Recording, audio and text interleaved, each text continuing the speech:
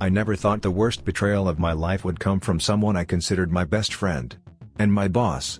If you've ever been stabbed in the back at work by someone you trusted, you'll feel this one deep.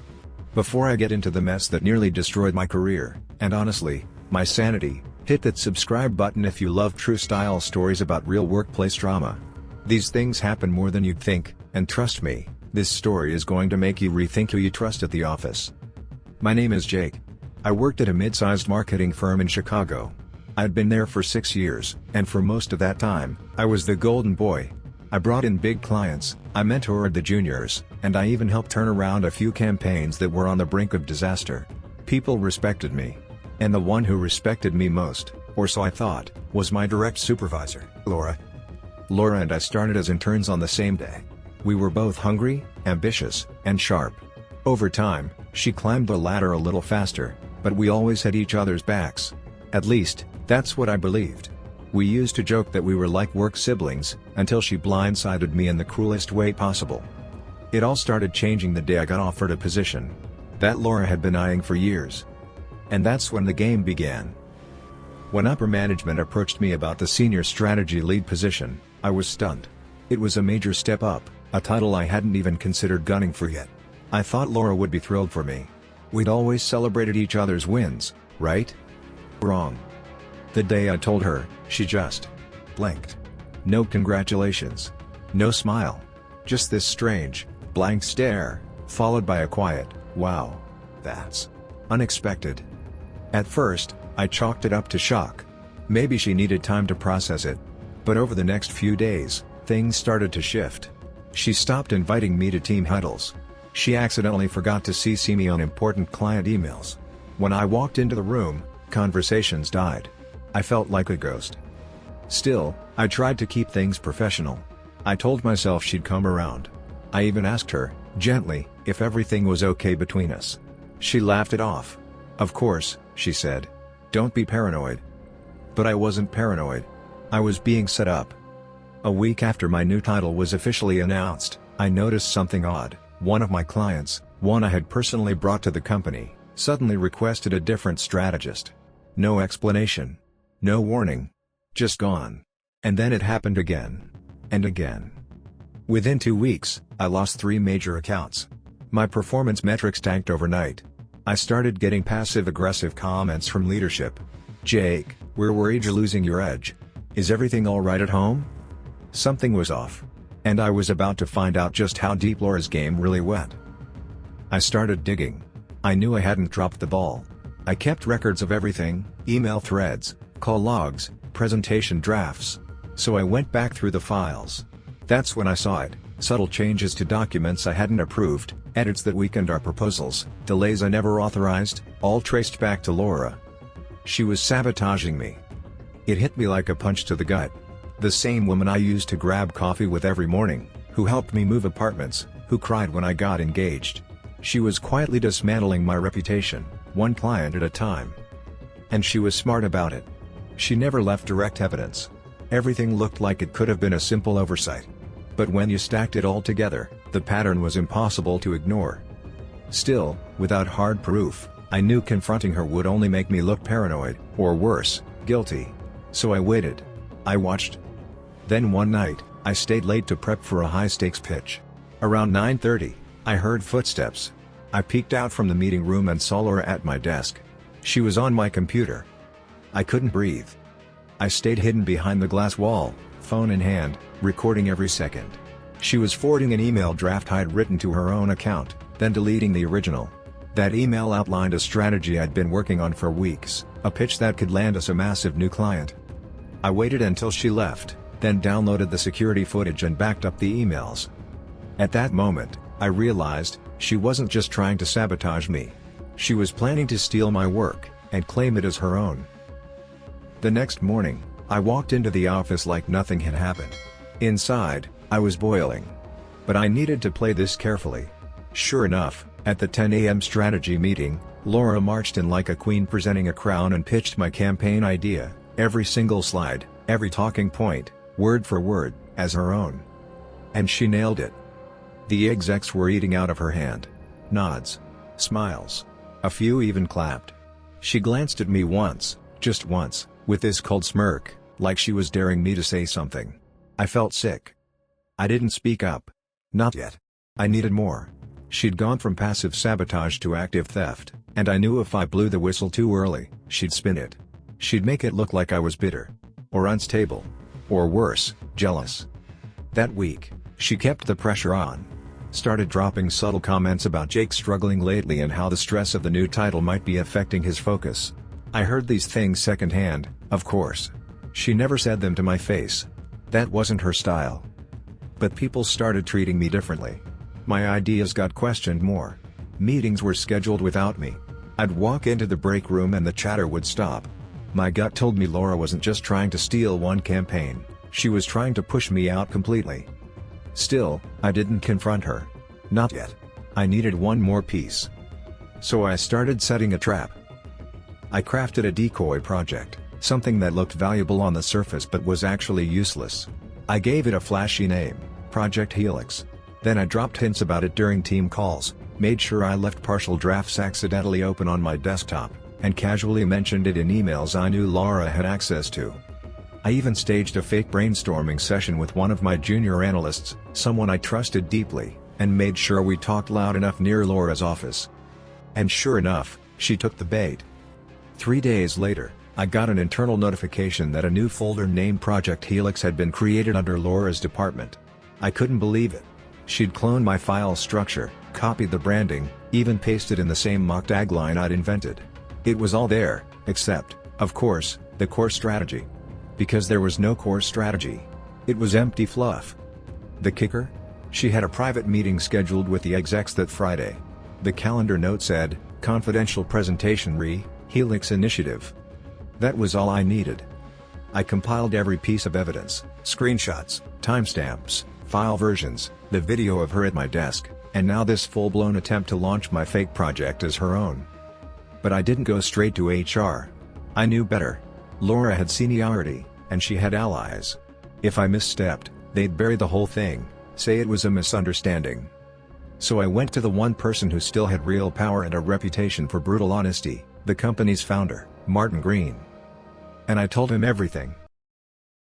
Martin Green wasn't the kind of guy you approached casually. He rarely left his corner office, and when he did, the room fell silent.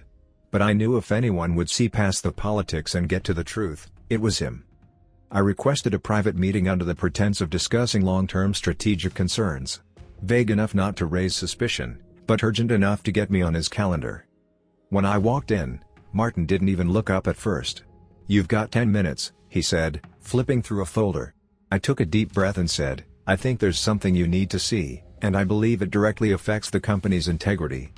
That got his attention. I laid everything out. No emotion, just facts. I showed him the email chains, the tempered files, the stolen project pitch, the Helix bait, and finally, the surveillance footage of Laura at my desk. His eyes didn't leave the screen once.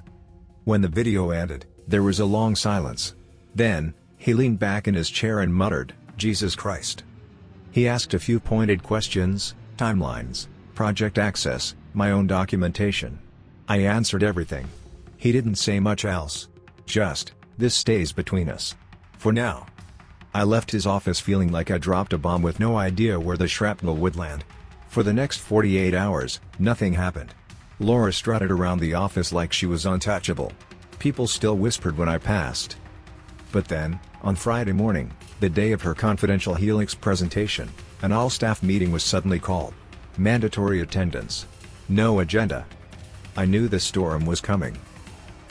The entire company crammed into the main conference hall that morning, over 120 employees packed shoulder to shoulder, buzzing with confusion. Mandatory all-hands meetings were rare. Unannounced ones? Practically unheard of. Laura sat near the front, legs crossed, calm as ever. She glanced back at me once, but her expression didn't even flicker. She had no idea what was coming. Then Martin Green stepped onto the stage. He didn't waste time.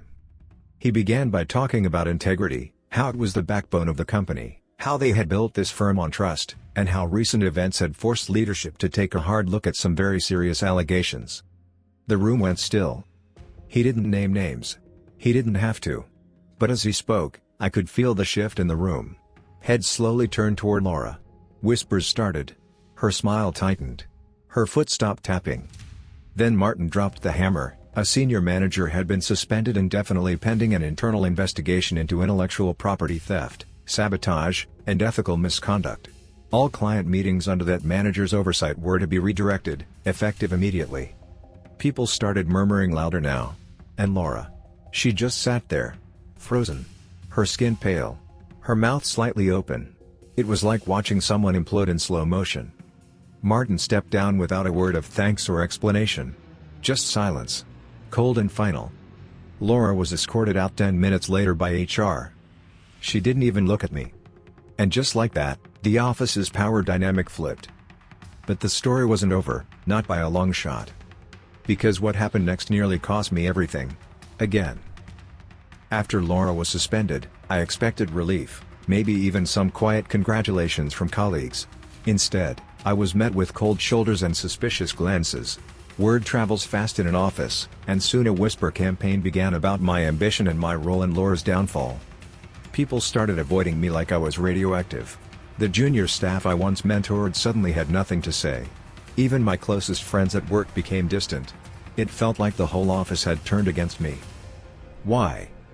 Because Laura was well liked by the team, charismatic, persuasive, and ruthless. She had quietly built alliances for years, and many believed her version of events before mine. Some claimed I was jealous, others said I was playing dirty to get ahead.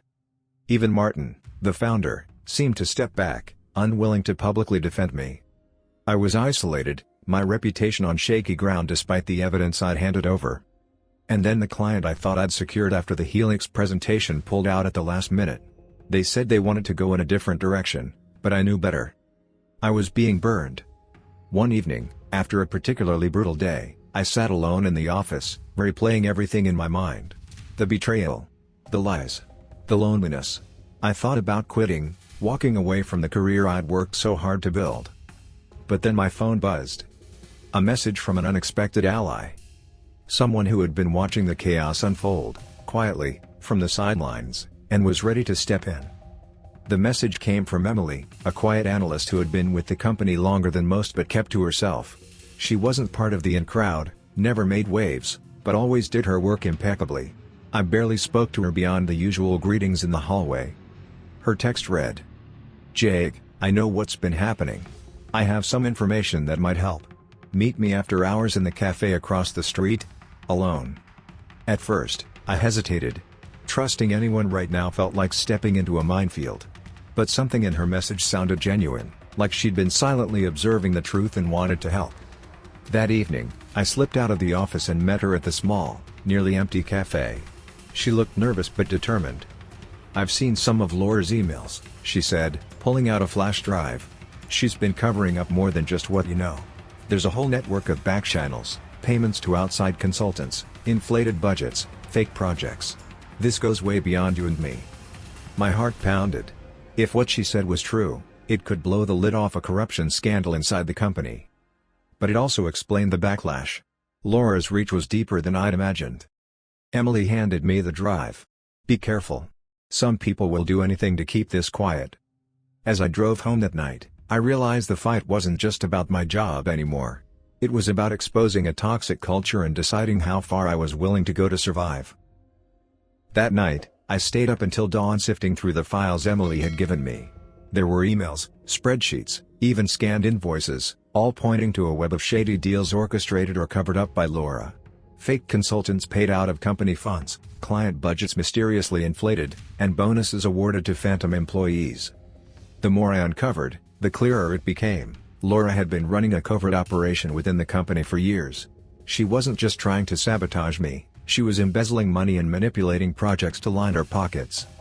But this kind of evidence wasn't easy to take to HR or even Martin. It was explosive, and I knew the risk of retaliation was huge. Still, I couldn't stay silent. I was trapped in a moral and professional nightmare. If I didn't act, I'd be complicit. So I did the only thing left. I reached out to an external legal advisor, a friend of mine who specialized in corporate fraud cases. I sent her a secure message with a summary and offered to meet in person. I felt exposed, vulnerable, but also strangely empowered. For the first time since this all started, I felt like I was taking back control. The battle wasn't over. If anything, it was just getting started. The following week, the atmosphere at work grew even colder. Rumors swirled that I was stirring the pot, and some colleagues openly questioned my loyalty. It felt like I was under a microscope, every move watched, every word analyzed. Laura's loyalists began subtly undermining me in meetings, and whispers followed me down the hallways. Even casual conversations stopped when I entered the room. One afternoon, I was called into a surprise meeting with HR and Martin. They didn't accuse me outright, but the message was clear: keep things professional and avoid unnecessary disruptions. It was a thinly veiled warning. At the same time, I was juggling consultations with my legal contact, planning the best way to expose the corruption without blowing up my career in the process. I started gathering witness statements quietly, backing up digital evidence in multiple secure locations, and building a timeline that made the story airtight. But the pressure was crushing. I was exhausted, stressed, and constantly anxious. I felt like I was fighting a war in a minefield. One wrong step, and everything could explode.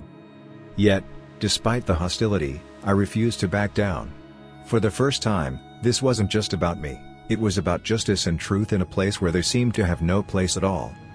Just when I thought things couldn't get any worse, I got a call that changed everything. Martin Green himself asked me to meet him privately, not in the office, but at a quiet cafe downtown. My heart pounded.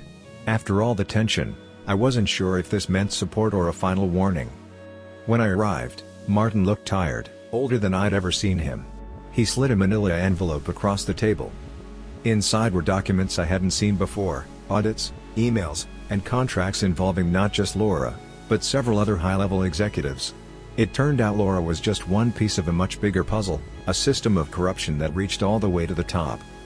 Martin sighed deeply. I wanted to handle this quietly. But it's bigger than any of us expected. He looked me in the eye. If you want to help me bring this down, you're going to need to be careful. And you're going to need allies. I realized then that the fight wasn't just for my career anymore. It was for the soul of the company. After that meeting with Martin, I knew I couldn't do this alone. The corruption ran too deep, and the risks were too high. I had to find allies, people inside the company who cared about truth and justice as much as I did. I reached out quietly to a few trusted colleagues, a mix of longtime employees and new hires, who'd expressed frustration with the toxic culture. Slowly, cautiously, they started sharing their own experiences: unexplained budget cuts, shady project assignments, whispered threats if anyone spoke up. Together, we formed an unofficial coalition. We met discreetly after hours, exchanging information and strategizing how to expose the corruption without putting ourselves in immediate danger. It wasn't easy. Fear was a constant presence. Some worried about retaliation, others about their careers. But there was also hope, a fragile, flickering hope that together we could push for real change. Meanwhile, Laura's suspension dragged on, and investigations were quietly underway. But nothing was public yet. We all knew the fallout could be massive, not just for Laura, but for the company's leadership. It felt like we were standing on the edge of a cliff. The next move could either save us or send us tumbling down. One night, after a particularly long meeting with my coalition, I got a call from HR. They wanted to discuss my future with the company. My heart sank. I went into the meeting prepared for the worst. Instead, they told me that due to ongoing restructuring and budget considerations, my position was being eliminated effective immediately. There was no severance, no warning, just a cold, clipped email later that day confirming my termination. It felt like a punch in the gut. I realized then that the company was trying to bury me quietly, to cut off the whistleblower before the scandal could break wide open. But instead of breaking, something inside me snapped. I knew I couldn't let them win. I had proof, allies, and the backing of Martin himself. I wasn't going down without a fight. That night, I drafted an email to a major industry watchdog and a respected journalist who specialized in corporate fraud. I attached everything: documents, emails, videos, the entire dossier. I hit send. And just like that, the story exploded. Within hours, news outlets picked up the story. The company's stock took a nosedive. The board called an emergency meeting, and several executives resigned or were placed on leave. Laura's suspension turned into a formal termination, and investigations expanded to include the entire leadership team. But for me, the aftermath was bittersweet. I was out of a job, My reputation questioned by some, celebrated by others. I faced uncertain months ahead, job hunting, rebuilding, and healing from the emotional toll. Still, I knew I'd done the right thing. Sometimes, standing up means risking everything. But if you stay silent, nothing changes. If you've ever been in a toxic workplace or felt betrayed by those you trusted, remember this: your voice matters. And sometimes, justice starts with one person refusing to back down. Thanks for listening. If you want more real, raw workplace stories like this, don't forget to subscribe and hit the notification bell. There's always more drama where this came from.